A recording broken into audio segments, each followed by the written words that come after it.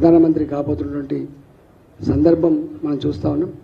కాబట్టి ఇలా తెలంగాణ ప్రజానీకానికి ఏ నమ్మకం ఏ విశ్వాసం మా మీద పెట్టుకున్నారో ఆ విశ్వాసాన్ని ఆ నమ్మకాన్ని ఎక్కడ కూడా వమ్ము చేయకుండా అనునిత్యం మీకు అందుబాటులో ఉండి మాకు ఇచ్చినటువంటి ఈ పదవిని అలంకారం కోసం కాకుండా నోట్లో నాలుకలాగా ఉండి మీతో ఉండి మీ సమస్యల పరిష్కారంలో మమ్మల్ని ఎన్నుకున్న నియోజకవర్గాల అభివృద్ధిలో తెలంగాణ రాష్ట్ర అభివృద్ధిలో మేమందరం కలిసికట్టుగా భాగం పంచుకుంటాం, మీతో మంచి పేరు తెచ్చుకుంటామని చెప్పి ఈ సందర్భంగా మనవి చేస్తూ నమస్కారం.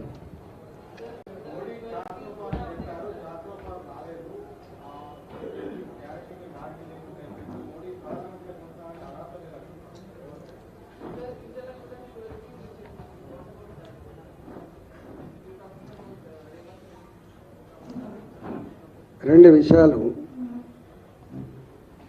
అబ్కీ బార్ 400 పార్ ఫిర్ ఏక్ బార్ మోడీ సర్కార్, ఈ రెండు నినాదాలు ఇచ్చింది భారతీయ జనతా పార్టీ కాదు, మా నాయకులు కాదు. ఈ నినాదం ఇచ్చింది 10 సంవత్సరాలుగా నరేంద్ర మోడీ గారి పరిపాలన చూసిన తర్వాత నచ్చి మెచ్చి ప్రజలు ఇచ్చినటువంటి నినాదం అది, ప్రజలు ఇచ్చిన నినాదం అది. అయినా ఈ దేశంలో మళ్ళీ అధికారం రావాలంటే 272 సీట్లు కావాలి. మ్యాజిక్ ఫీవర్ మీకు తెలుసు. 272, ఇవాళ 296. ఇవాళ మీరు చూస్తున్నాక పక్క రాష్ట్రంలో 5 ఏళ్ళకి ఆగమైపోయింది.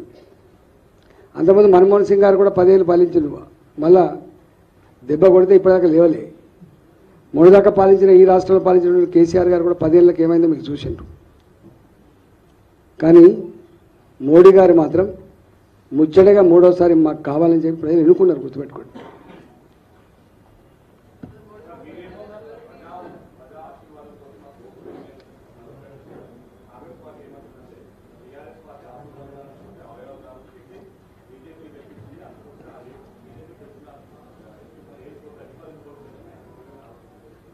ఒక మాట చెప్పన్నా, నాకు తెలిసి ఖమ్మం, మహబూబాద్ ఈ 2 జాగాలు తప్ప మిగతా అన్ని జాగాలలో గెలిచినాం లేదా మేము సెకండ్ ప్లేస్లో ఉన్నాం.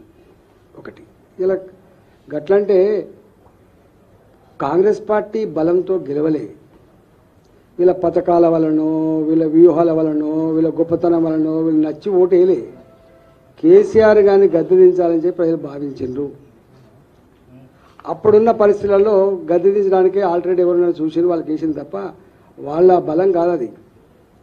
ఇప్పుడు వాళ్ళు నిజంగానే వాళ్ళ బలమే అయితే ఇవాళ ఇక్కడ ప్రభుత్వం వచ్చింది, వాళ్ళకు విశ్వాసం వచ్చింది, యంత్రాంగం అంతా వాళ్ళ చేతుల్లో ఉంది, డబ్బులు వాళ్ళు విచ్చలవిడిగా ఖర్చు పెట్టిండ్రు. ఎందుకో గెలవలేకపోయిండు రేవంత్ రెడ్డి గారి సిట్టింగ్ సీటు, ఎందుకో గెలవలేకపోయిండు ఇవాళ మహబూబ్నగర్లో.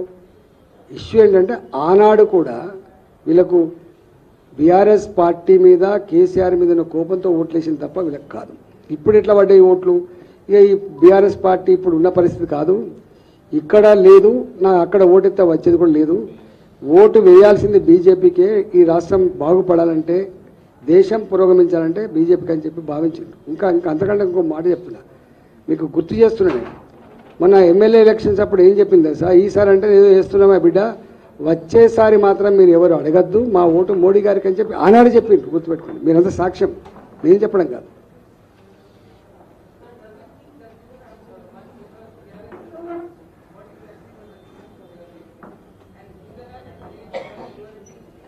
ఎస్, మా విజయానికి రెండే రెండు కారణాలు.